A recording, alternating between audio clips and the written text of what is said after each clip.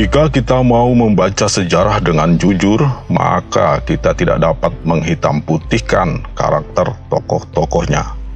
Sejarah bukanlah kisah tentang iblis atau malaikat. Sejarah adalah kisah tentang kehidupan manusia. Sementara itu, tidak ada manusia yang sempurna di dunia ini. Di balik kelebihan-kelebihan seorang manusia, selalu terdapat pula kelemahan-kelemahannya. Juga di balik tindakan-tindakan yang dilakukannya, selalu ada alasan-alasan yang mendasarinya. Baik dan buruk suatu peristiwa sejarah sering bergantung pada perspektif bagaimana orang memandang peristiwa itu. Biasanya sudut pandang itu dikendalikan oleh kepentingan.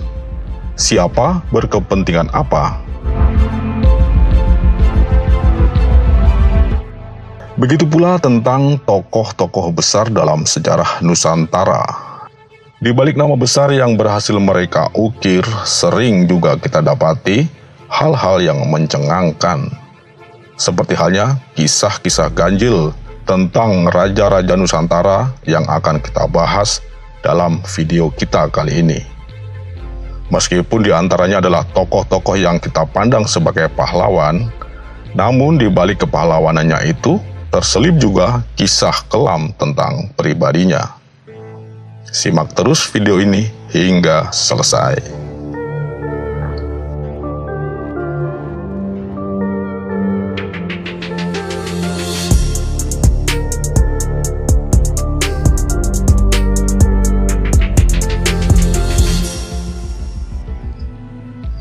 Kisah pertama, Kertajaya, Raja Kediri, mengangkat dirinya sebagai dewa.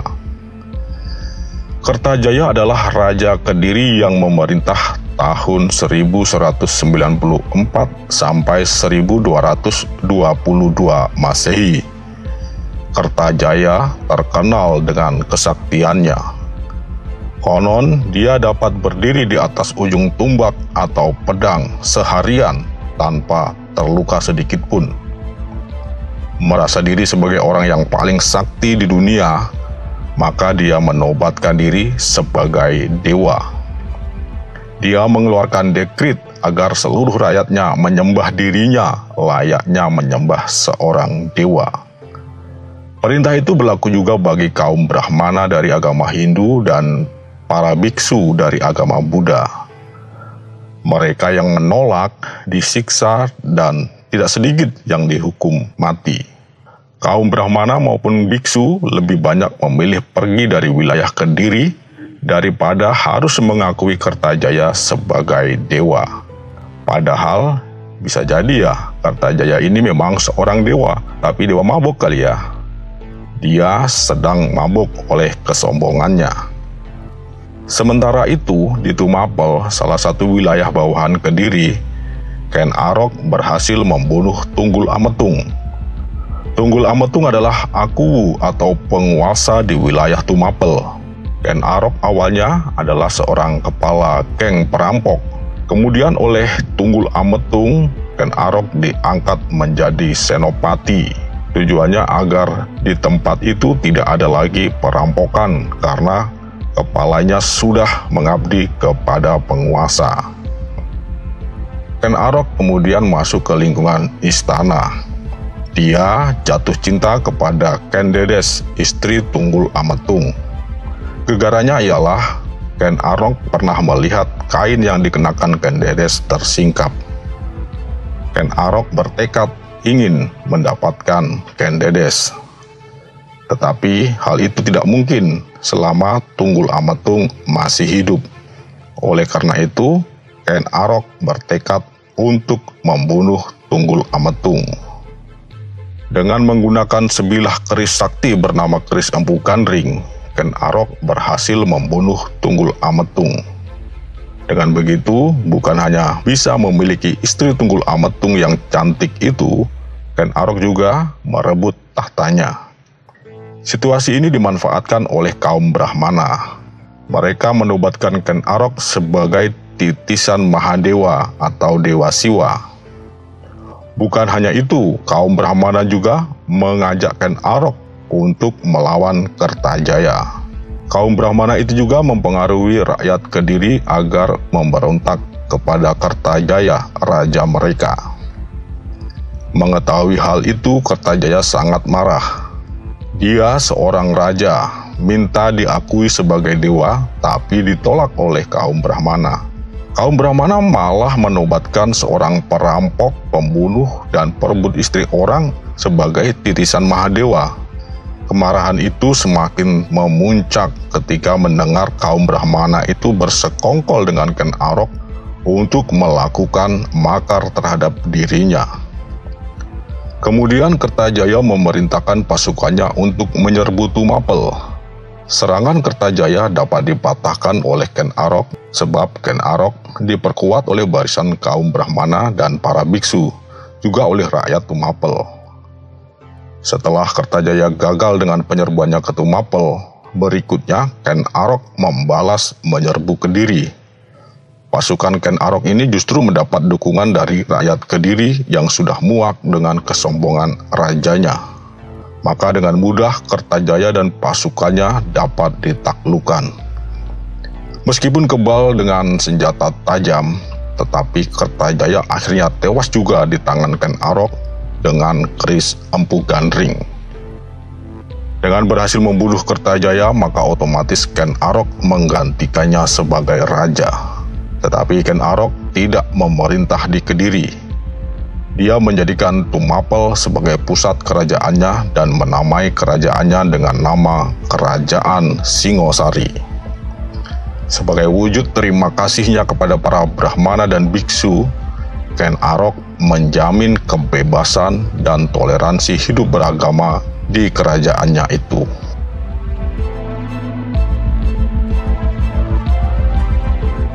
Kisah kedua, Kertanegara, Raja Singasari memotong telinga utusan Mongol. Kisah tentang Kertajaya sudah kita dengar. Kali ini kisah tentang Kertanegara. Meskipun namanya mirip-mirip, tetapi keduanya berasal dari silsilah yang bermusuhan. Kertanegara adalah keturunan Ken Arok, orang yang membunuh Kertajaya. Kertanegara adalah Raja Singosari yang memerintah dari tahun 1268 hingga 1292 Masehi. Ketika Kertanegara memerintah di Singasari, pada tahun 1289, datanglah rombongan utusan dari Kaisar Kubilai Khan dari Tiongkok. Maksud kedatangan utusan itu ialah meminta upeti kepada Singasari sebagai bukti kerajaan itu tunduk kepada Kaisar Kubilai Khan dari Mongol. Ketika utusan itu menghadap Kertanegara dan mengutarakan maksud kedatangannya, Kertanegara menjawabnya dengan mengiris hidung dan memotong telinga utusan tersebut. Setelah itu, rombongan Mongol tersebut disuruh pulang ke negaranya. Perbuatan Kertanegara itu tidak bisa tidak harus dibaca sebagai tantangan kepada Kubilai Khan. Kubilai Khan dibuat geram. Tak main-main, pada tahun 1292, Kubilai Khan mengirim armada pasukan Yuan ke Jawa. Berdasarkan catatan Yuan Shi, armada yang dikirim ke Jawa itu terdiri dari 1.000 kapal yang di dalamnya terdapat sekitar 20.000 hingga 30.000 prajurit serta perbekalan selama 1 tahun. Sebuah armada militer yang sangat besar kala itu. Armada itu mempunyai tugas untuk menghukum Kertanegara atau Singasari. Namun, dalam tahun yang sama, tahun 1292 itu, sebelum armada pasukan Mongol tiba di Jawa, Kertanegara sudah duluan terbunuh dalam suatu pemberontakan. Pemberontakan itu dilakukan oleh Jaya Katwang. Jaya Katwang adalah keturunan Kertajaya, Raja Kediri yang mati dibunuh oleh Ken Arok. Jaya Katwang ingin mengembalikan kejayaan kerajaan Kediri. Maka Singasari dihancurkan dan pusat kerajaan dipindahkan kembali ke Kediri. Ketika pasukan Mongol tiba di Singasari, kerajaan itu sudah luluh lantak. Rajanya pun sudah tewas. Raden Wijaya, menantu Kertanegara, memanfaatkan kedatangan prajurit-prajurit utusan Kubilai Khan itu. Raden Wijaya mengaku kepada pasukan Mongol itu bahwa dia adalah ahli waris Kertanegara yang mereka cari. Raden Wijaya bersedia ditangkap dan dibawa ke Mongol, tetapi dengan syarat pasukan Mongol harus membantunya mengalahkan Jayakatwang terlebih dahulu. Pasukan Mongol menyanggupi. Kemudian terjadilah perang antara Raden Wijaya yang dibantu pasukan Mongol melawan Jayakatwang. Raden Wijaya memenangkan perang tersebut. Kemudian ia mendirikan kerajaan baru yang diberi nama Kerajaan Majapahit. Lalu bagaimana ceritanya dengan pasukan Mongol yang membantunya itu? Raden Wijaya berbalik menyerang pasukan Mongol yang sedang mabuk-mabukan merayakan kemenangan. Catatan Yuansi menyebutkan penyerbuan ke Jawa menelan korban 3.000 prajurit terbaik dari kesatuan elit Mongol dan total prajurit yang meninggal sekitar 13.000 orang. Kekalahan hebat yang diderita Kubilai Khan dalam penyerbuan ke Jawa membuat dia kapok. Penyerbuan itu dicatat sebagai penyerbuan terakhir yang dilakukan Kubilai Khan keluar Tiongkok. Nama Majapahit dan Raden Wijaya menjadi sangat disegani karena peristiwa itu. Kalau mertuanya hanya memotong hidung dan telinga satu utusan Mongol, tetapi Raden Wijaya memotong 13.000 kepala tentara Mongol.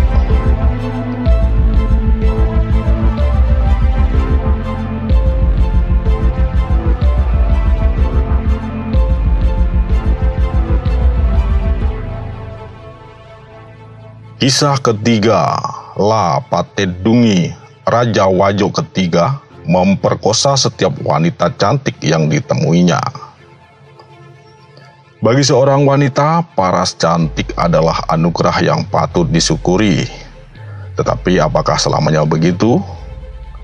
Terkadang paras cantik bisa menjadi bencana. Kisah ini terjadi di Kerajaan Wajo zaman dulu. Kerajaan Wajo adalah kerajaan orang-orang Bugis yang berdiri pada pertengahan abad ke-15 di Sulawesi Selatan. Kerajaan ini disokong oleh 3 kelompok besar, yaitu Batempola, Talo Tenreng, dan Tua. Perwakilan dari ketiga kelompok inilah yang berhak mengangkat dan memberhentikan raja. Perwakilan-perwakilan mereka membentuk satu dewan perwakilan rakyat, atau mungkin lebih tepatnya perwakilan bangsawan. Kita bisa membayangkan ketiga kelompok ini seperti partai politik. Dalam arti tertentu, kerajaan ini telah menerapkan sistem demokrasi. Ini keren ya, kita belajar demokrasi, gak usah jauh-jauh ke Yunani. Kita pergi saja ke Wajo. Di sana, raja bukan diangkat berdasarkan keturunan atau putra mahkota, melainkan dipilih dalam suatu musyawarah anggota dewan. Anggota dewan itu bermusyawarah untuk menentukan dan mengangkat siapa yang menjadi raja. Raja mereka digelari Batara Wajo. Dikisahkan bahwa Batara Wajo pertama yang bernama La Tenribali dan Batara Wajo kedua yang bernama La Mataiso memerintah kerajaan dengan baik, tetapi tidak dengan Batara Wajo ketiga. Batara Wajo ketiga bernama La Patedungi yang memerintah dari tahun 1466 hingga 1469. La Patedungi terkenal kejam dan biadab. Dia senang berkeliling kerajaan dan meminta apa saja yang dilihat dan menarik hatinya dalam perjalanannya itu. Semua yang berharga dari rakyat diambilnya, termasuk jika dia sedang berkeliling dan melihat perempuan yang menarik baginya. Maka tidak peduli perempuan itu istri orang atau masih gadis, segera diambilnya perempuan itu, kemudian diperkosanya. Dia juga mempunyai pasukan khusus yang tugasnya menculik anak gadis untuk dipersembahkan kepada La Patedungi setiap malam. Alih-alih sebagai raja melindungi dan mengayomi rakyatnya, raja yang ini malah menculik dan memperkosa perempuan-perempuan cantik. Bukan memberikan rasa aman, raja yang ini malah menciptakan teror dan ketakutan kepada rakyatnya. Raja ini tidak mengindahkan peringatan dari dewan yang mengangkatnya. Sudah tidak bisa mentolerir perbuatan raja itu, semua anggota dewan sepakat untuk mencabut mandat Lapatedungi sebagai raja. Lapatedungi diturunkan dari tahta dan diusir keluar dari Wajo. Tidak diceritakan kemana perginya Lapatedungi. Juga tidak diceritakan bagaimana nasib setelah itu. Mungkinkah dia yang kemudian hari menjelma menjadi kolor hijau?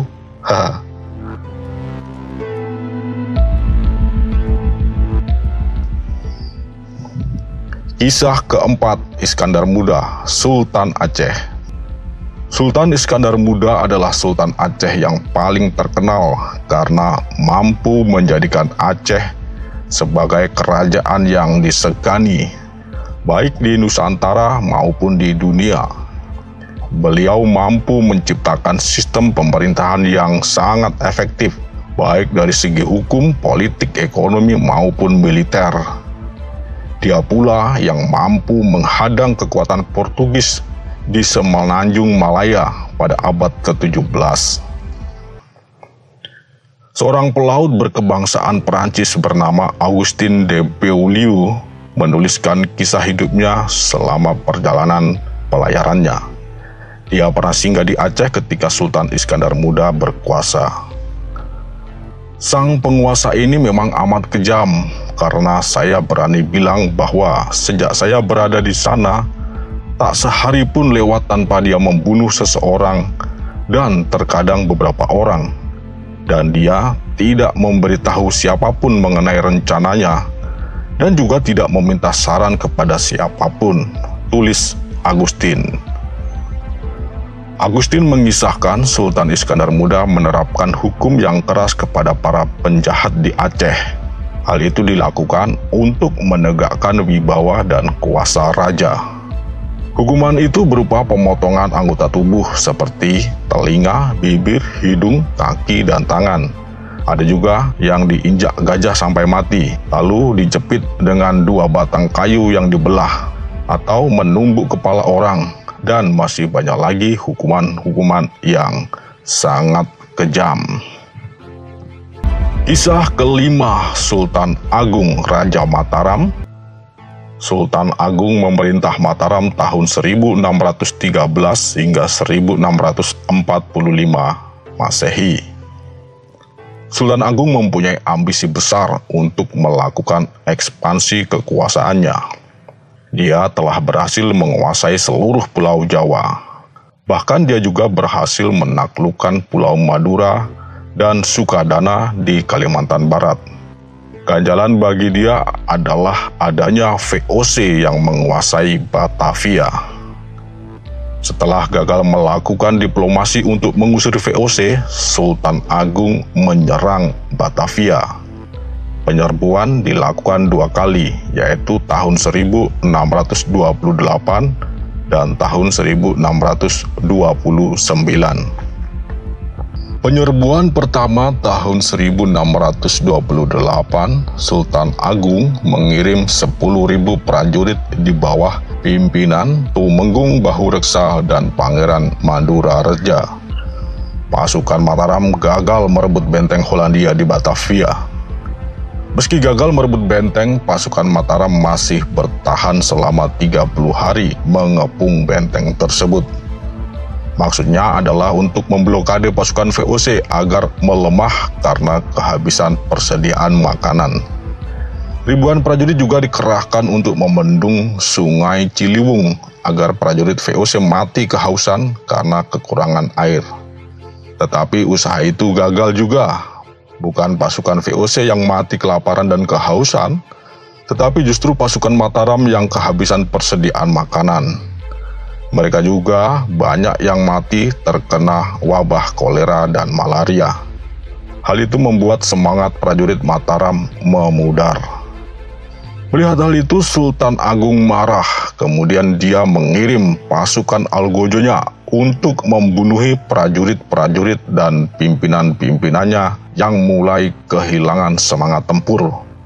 Hal itu dimaksudkan agar membangkitkan kembali nyali dan semangat tempur prajurit Mataram yang sudah mulai melemah dan putus asa. Sisa pasukan yang tidak dieksekusi diperintahkan untuk menyerang benteng. Pada pertempuran terakhir dari serangan gelombang pertama itu, seluruh prajurit Mataram tewas. Tidak mau menerima dengan kekalahan yang dialaminya dalam serangan tahap pertama, Sultan Agung kembali menggempur Batavia pada tahun 1626. Kali ini pasukan Mataram dipimpin oleh Dipati Ukur. Serangan kedua kali ini juga gagal.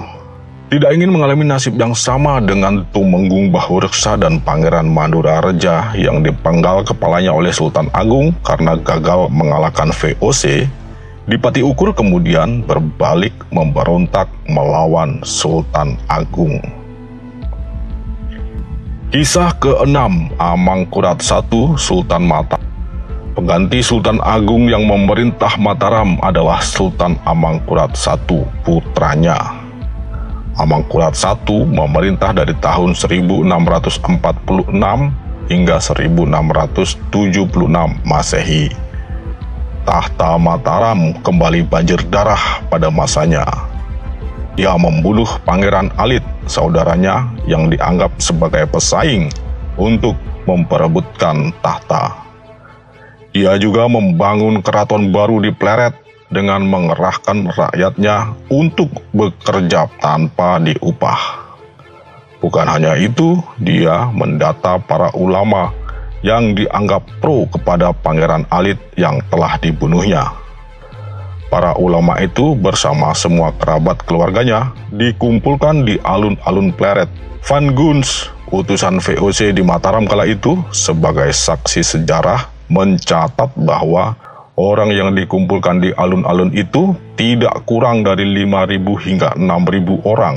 Dan hanya dalam waktu tidak lebih dari setengah jam, mereka semua tumbang menjadi mayat dibantai oleh para Algojo. Demikianlah kisah-kisah kelam yang sempat tercatat dalam sejarah para raja di Nusantara. Sekiranya kita bisa mengambil hikmah dan pelajaran dari kisah-kisah itu. Mohon maaf jika ada kekurangan dan kekeliruan dalam video ini. Jangan sungkan menyampaikan pendapat Anda pada kolom komentar. Dukung terus channel ini dengan menekan tombol subscribe bagi yang belum. Terima kasih Anda telah menyaksikan video ini. Salam dari Wong Curah Jati. Semoga Tuhan memberkati.